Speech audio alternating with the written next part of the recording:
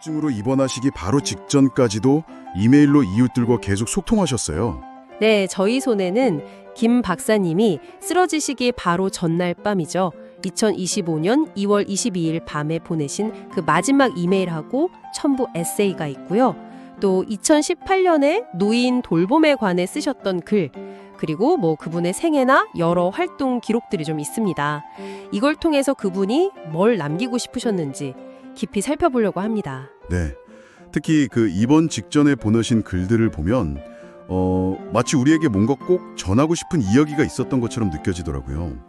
노년의 삶, 외로움, 그리고 공동체의 의미, 이런 것에 대해 김 박사님이 던지는 질문들을 좀 따라가 보죠.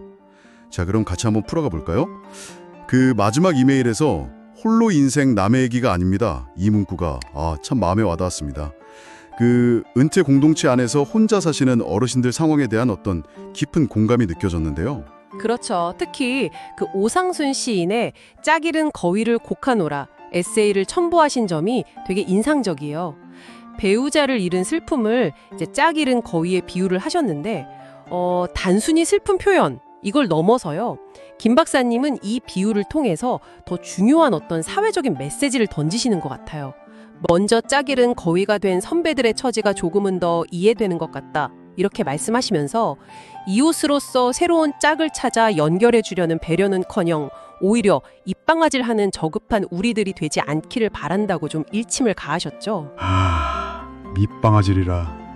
네, 그러니까 외로움을 그냥 개인 감정 문제로만 보지 말고 공동체가 좀 따뜻한 시선으로 또 적극적인 배려로 대해야 할 문제다. 이걸 강조하신 거죠.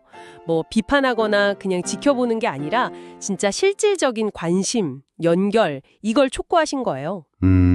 그냥 감정적인 공감에서 그친 게 아니라 그럼 실질적인 대안에 대해서도 고민을 하셨군요. 2018년 이메일 보니까 구체적인 노인 돌봄 모델도 제시하셨던데요. 맞습니다. 그 90대 독거 할머니 댁에 정부 지원 그 IHS 도우미가 함께 살게 된 사례를 소개하시면서 이게 정말 윈윈 모델이다 이렇게 평가하셨어요. 어르신은 안전하고 또 말벗도 없고 도우미는 이제 거처랑 일자리를 얻고 또 자녀들은 부모님 걱정을 덜 수 있다. 이런 거죠. 네네. 정말 윈윈이네요. 그렇죠. 단순 돌봄을 넘어서서 외로움이나 고립 문제도 해결하고 심지어는 신앙적인 교류까지도 가능할 수 있다. 양로원의 아주 좋은 대안이 될 수 있다. 이렇게 보신 거예요. 그러니까 공동체 안에서 서로 도우면서 살아가는 그런 구체적인 방법을 딱 제시한 셈이죠. 의사로서의 삶도 물론 대단하셨지만 전남대 의대 졸업하시고 동부종합의료원장도 하시고 2014년에 라구나 우주빌리지로 이주하신 다음에는 커뮤니티 활동에도 정말 열심히셨어요. 바이오 그룹이나 합창단 활동 같은 것들이요? 그렇습니다.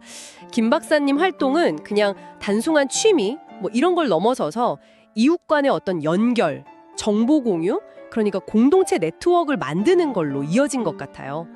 이메일에서도 직접 어려움 당하시는 이웃 알거든 서로 알려 도움되도록 하고요. 이렇게 독려하셨잖아요. 네, 기억나요. 네, 이런 작은 행동 하나하나가 공동체를 더 이렇게 끈끈하게 만드는 그런 밑거름이 된다. 이렇게 보신 것 같습니다. 어머니에 대한 글도 참 기억에 남습니다. 정규 교육은 못 받으셨지만 정말 지혜로우셨고 물질보다는 관계나 교육 그리고 신앙 이걸 중요하게 여기셨다는 이야기에서 김 박사님 가치관의 뚜리 같은 걸 좀 엿볼 수 있었어요. 그 있을 때 잘해라는 어머니 가르침을 평생 마음에 새기셨다고요? 네, 어쩌면 그 어머니한테 물려받은 그 관계 그리고 기여에 대한 가치관이 공동체 활동으로 이렇게 자연스럽게 확정된 게 아닐까 싶어요. 단순히 개인적인 관계를 넘어서 커뮤니티 전체의 발전을 위한 참여 이런 것까지도 중요하게 생각하셨으니까요. 예를 들면 2024년에는 특정 시의원 후보, 펄리 후보 지지를 독려하시면서 이걸 우리들 조국 위한 애국할 수 있는 절호의 기회라고까지 표현하셨어요. 애국운동이라고요?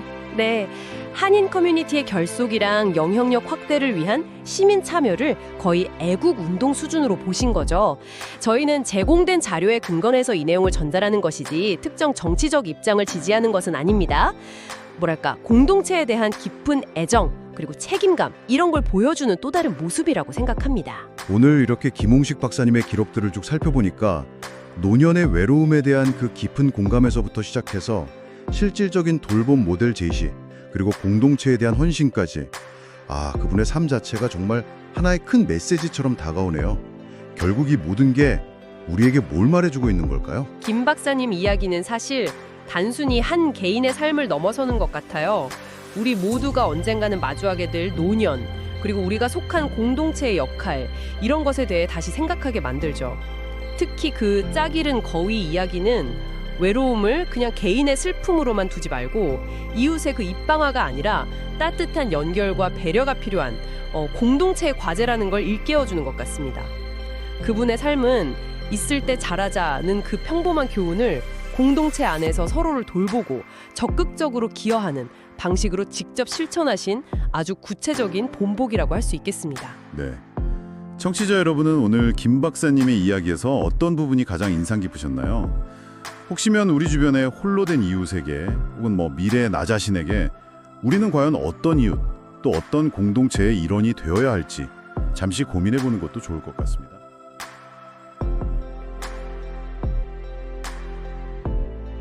남의 얘기가 아닙니다. 불의의 사고로 한나란 씨에 같이 가는 경우 외에는 우리는 그 누구도 예외 없이 어느 날부터는 모두가 짝 잃은 거위의 신세가 됩니다. 다만 그것을 실감하지 못하고, 아니 생각조차 하지 않으며 살아갈 뿐인데, 이곳과 같은 은퇴 마을의 우리들 중에는 그것을 이미 먼저 경험하신 홀몸 선배들이 많습니다. 그들도 그때야 비로소 짝 잃은 거위의 처지를 알게 되었겠지만, 나머지는 역시 나와는 전혀 상관없는 것으로 아무 생각 없이 살아가고 있습니다. 어느 날 밤, 집에 혼자 있으면서 문득 홀로를 느꼈습니다. 이 집에, 이 밤에, 나 홀로 살고 있는, 홀로 남겨진 나 자신의 처지를, 밖에서 집에 들어와도 맞아주는 사람도, 집 안에 있어도 존재만이라도 있어주는, 아니 말다툼이라도 할 상대조차 아무도 없는, 긴 설명도, 다른 표현도 필요 없이 오늘 밤 단 5분만 눈을 감고 조용히 앉아 상상해 보시길. 텅 빈 집에서 나 홀로라는 너무나 조용한, 싸울 상대라도 있을 때가 행복했다고 느껴지는 홀로 되어버린 나의 신세를, 먼저 짝 잃은 거위가 된 선배들의 처지가 조금은 더 이해되는 것 같습니다.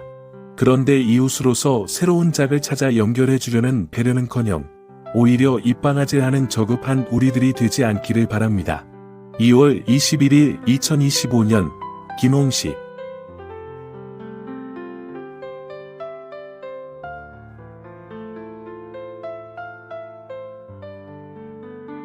누이 좋고 매부 좋고 가끔 방문하던 노인 아파트에서 혼자 사시던 90대 초반 할머니를 오랜만에 찾아뵈었습니다. 평소 거동이 불편하셔서 IHSS, 정부 지원 방문 서비스, 도우미가 낮 시간 동안 돌보았지만 퇴근 후에는 늘 혼자 계셨기에 가족들도 걱정이 많았던 것 같습니다. 이번에 보니 도우미 아줌마가 들어와 함께 기거하고 있었습니다. 이 도우미는 원래 몇 시간씩 출퇴근하며 일했는데 가족의 요청에 따라 본인도 단촐한 생활을 하고 있었기에 함께 살기로 했다는 것입니다. 가족들이 사례비를 추가로 주는지는 모르지만 출퇴근 비용과 임대료 없이 경제적으로도 도움이 되고 할머니나 가족 입장에서도 누군가 옆에 있으니 안심되는 정말 좋은 윈윈 상황이었습니다. 홀로 사시는 어르신에게는 숙식보다 밤중의 안전이 더 큰 문제인데 이 모델은 그 문제를 해결해 줍니다. 또한 말동무, 성경 읽어주는 동반자의 역할도 하기에 이런 모델이 다른 노인 아파트나 독거 노인에게도 확산된다면 좋은 해결책이 될 수 있겠다는 생각이 들었습니다. 노인을 돌봐야 하는 자녀들에게도 큰 부담이기에 여유방이 있는 집이라면 혼자 사는 깔끔한 중년 여성을 도우미로 모시는 것도 누이 좋고 매부 좋고가 될 것입니다. 특히 남은 생이 많지 않은 분들에게는 신앙을 심어줄 수 있는 기회로 선교 차원의 사명감을 가진 분들께도 매우 좋은 모델입니다. 이러한 모델은 육체적인 도움이 될 뿐 아니라 인생의 마지막 단계에서 영혼을 위한 준비에도 큰 도움이 됩니다. 또한 양로원에 가기 전 마지막 대안으로 생각해 볼 수 있으며 이사나 비용 문제를 고려할 때 더 이상적인 선택이 될 수 있습니다. 혼자 계신 어르신에게 가장 큰 문제는 외로움입니다. 치매나 우울증도 그로 인해 더 빨리 찾아올 수 있습니다. 그러기에 경제적 여유가 있다면 독방보다 누군가 함께 있는 방이 좋고 조건이 맞으면 메디켈 지원도 받을 수 있습니다. IHSS 관련 도우미를 찾는 분들은 가까운 기관이나 인터넷 검색으로 간단히 신청할 수 있으며 가족도 등록하여 돌보는 대가를 받을 수 있습니다. 이런 동거 모델은 한국적인 시선으로 보면 마치 노년의 재혼처럼 보일 수 있다는 부담이 있지만 도우미 형태라면 그런 부담도 줄어들 수 있을 것입니다. 3월 2일 2018년 김홍식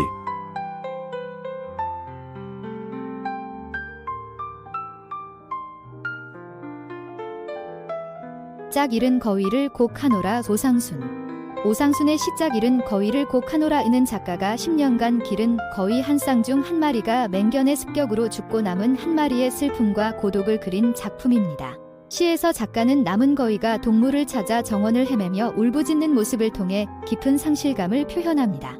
작가는 거위의 순수한 슬픔과 인간의 복잡한 감정 사이의 유사점과 차이점을 성찰하며 인간은 술과 담배, 가야금과 같은 도구로 슬픔을 달래지만 거위는 그러한 위안의 수단 없이 직접적이고 솔직하게 슬픔을 표현한다고 말합니다. 시의 후반부에서 작가는 거위의 순수한 감정에서 오히려 자신의 고향을 발견하는 영적 깨달음의 순간을 경험합니다.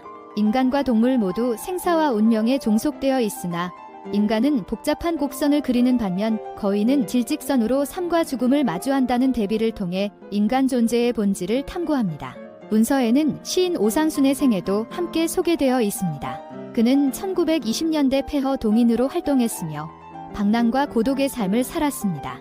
조계사 승방에서 생활하며 다방에서 시간을 보냈고 하루에 10갑이 넘는 담배를 피웠다고 합니다. 1963년 고혈압성 심장병 및 폐렴으로 사망했으며 유고 시집으로 공초 오상순 시선과 방랑의 마음 등이 있습니다.